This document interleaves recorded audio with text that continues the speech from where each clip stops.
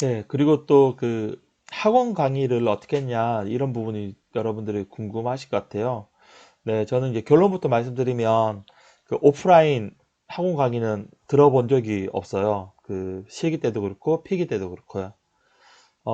말씀드렸다시피, 제가 장거리 출퇴근을 하고, 그 다음에 또 주말에 그 시험 생활을 하기 때문에, 학원 가서 시험 수업을 듣기엔 좀 부담이 있어서, 저는 어떻게 했냐면, 그 동영상 강의를 한번 들었어요. 근데 동영상 강의 그 자체도 굉장히 도움이 많이 됐지만, 그 동영상 강의보다는 동영상 강의 할 때 교수님이 이렇게 핸드아웃으로 내준 그 PDF 파일이 있었어요. 각 과목마다 그 약 한 50페이지, 한 100페이지 정도 된 그런 이제 PDF 파일이 있었는데, 물론 이제 그 안에는 이제 교과서처럼 이제 빽빽하게 내용은 들어있진 않았어요. 약간 그 문제 위주로 가볍게 들어있었는데, 그게 굉장히 저한테 유효했던 이유가 뭐냐면, 그 전에 제가 그 토목 구조 기술사를 그 저기 구체적으로 시험 준비하기 전에도 한두 번씩 그냥 가서 보기는 봤는데, 가면 솔직히 뭐 풀 수 있는 문제가 거의 없었어요. 그리고 실질적으로 공부를 하려고 해도 어디서부터 어디까지 공부를 해야 되는지 엄두도 안 났고요.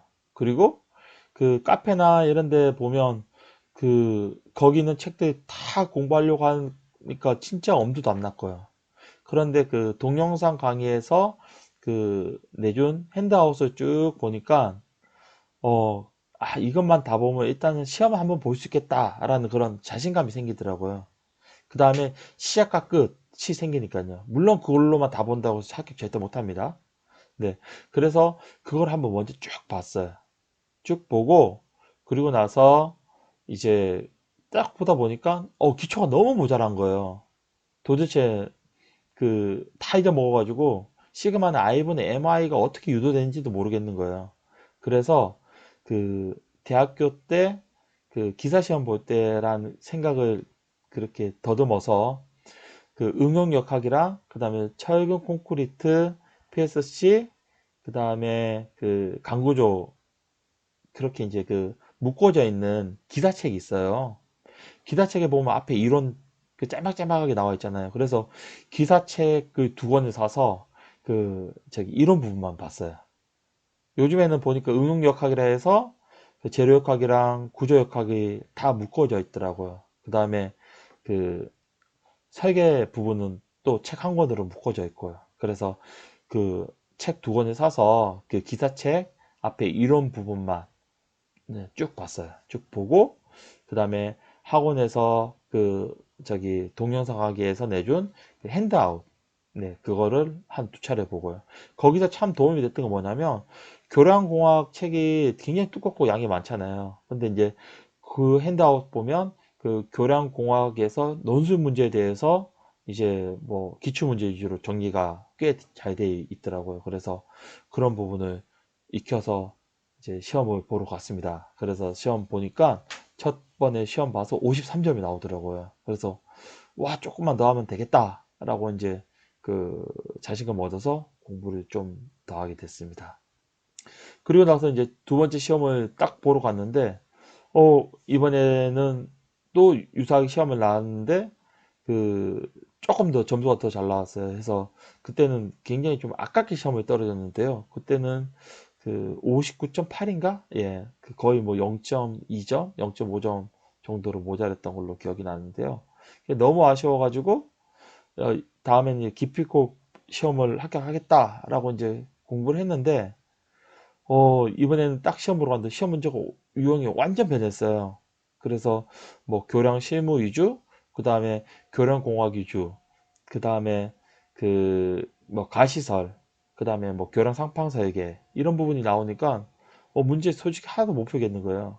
그래서 뭐 그래도 나름 이렇게 선제를 했는지 시험 합격이 한 49점인가? 예, 49점 정도 나왔던 것 같아요.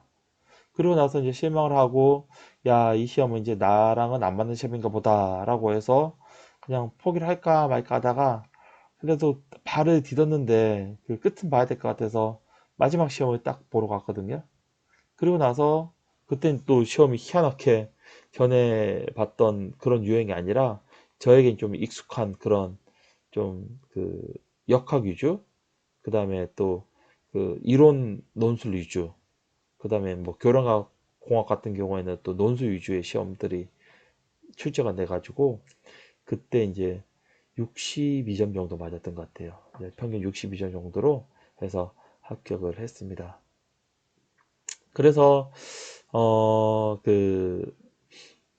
저는 이제 여러분들에게 꼭 추천하고 싶은 건데 아까 전에 말씀드린 것 같이 그 코어링을 꼭 만들어서 그거를 차근차근히 이제 살을 붙여가는 그런 과정으로 해서 시험을 보되 그 시험을 그 반드시 1년에 3번은 다 봐야 된다.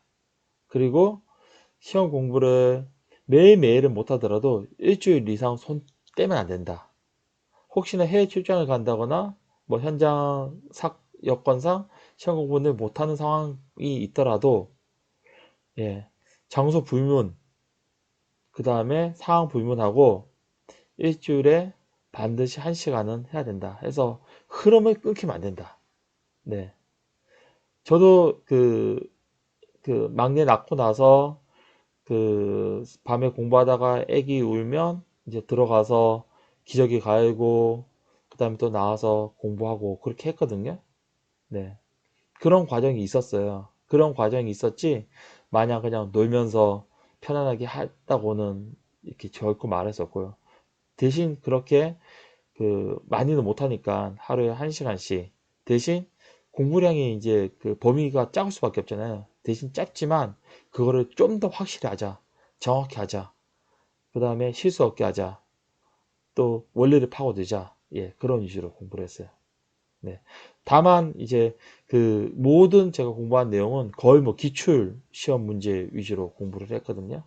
대신 그 문제에 있는 답을 그 특히 계산 문제 같은 경우에는 틀리더라도 이제 시험장에서 끝까지 다 쓰고 나와야 돼요.